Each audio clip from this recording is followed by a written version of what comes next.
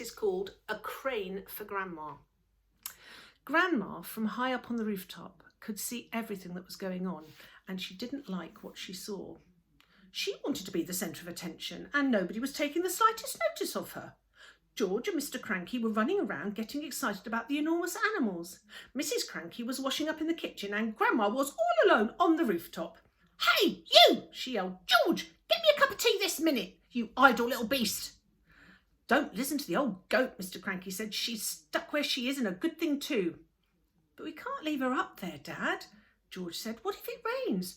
"George!" Grandma yelled. "Oh, you horrible little boy, you disgusting little worm. Fetch me a cup of tea at once and a nice slice of currant cake."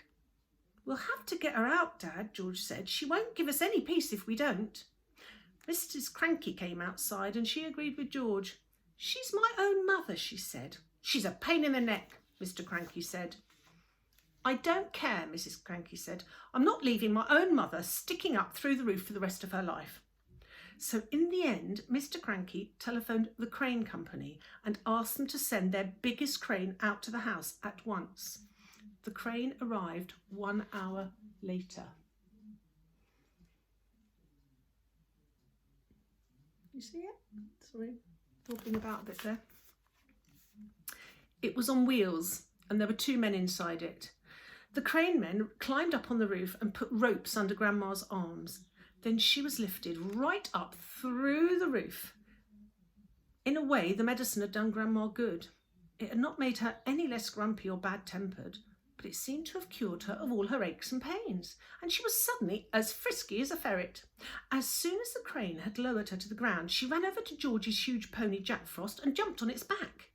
This ancient old hag, who was now as tall as a house, then galloped about the farm on the gigantic pony, jumping over the trees and sheds and shouting, "Out of my way! Clear the decks! Stand back, all you miserable midgets, or I'll trample you to death!" and other silly things like that. But because Grandma was now much too tall to get back into the house, she had to sleep that night in the hay barn with the mice and the rats. Now, next chapter, Mr. Cranky's great idea. The next day, George's father came down to breakfast in a state of greater excitement than ever. "I've been awake all night thinking about it," he cried. "About what, Dad?" George asked him. "About your marvellous medicine, of course. We can't stop now, boy. We must start making more of it at once. More and more and more." The giant saucepan had been completely emptied the day before because there'd been so many sheep and pigs and cows and bullocks to be dosed. "But why do we need some more, Dad?" George asked. "We've done all our own animals, and we've made Grandpa feel as frisky as a ferret, even though she has to sleep in the barn." "My dear boy," cried Mr. Cranky, "we need barrels and barrels of it, tons and tons. Then we will sell it to every farmer in the world so that all of them can have big giant animals. We will build a marvellous medicine factory and sell the bottles at £5 a time. We will become rich and you will become famous." "But wait a minute, Dad," George said. "There's no waiting," cried Mr. Cranky, working himself up so much that he put butter in his coffee and milk on his toast. "Don't you understand what this tremendous invention of yours is going to do to the world? Nobody will ever go hungry again." "Why won't they?" asked George. "Because 1 cow will give 50 buckets of milk a day," cried Mr.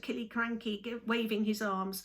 "1 giant chicken will make 100 fried chicken dinners, and 1 giant pig will give you 1,000 pork chops. It's tremendous, my dear boy. It's fantastic. It'll change the world."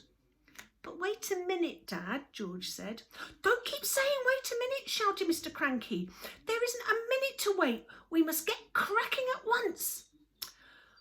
"Do calm down, my dear," Mrs. Cranky said from the other end of the table, "and stop putting marmalade on your cornflakes." "The heck with my cornflakes," cried Mr. Cranky, leaping up from his chair. "Come on, George, let's get going. And the first thing we'll do is make 1 more saucepanful as a tester." "But Dad," said little George, "the trouble is—" "There won't be any trouble, my boy," cried Mr. Cranky. "How can there possibly be any trouble?"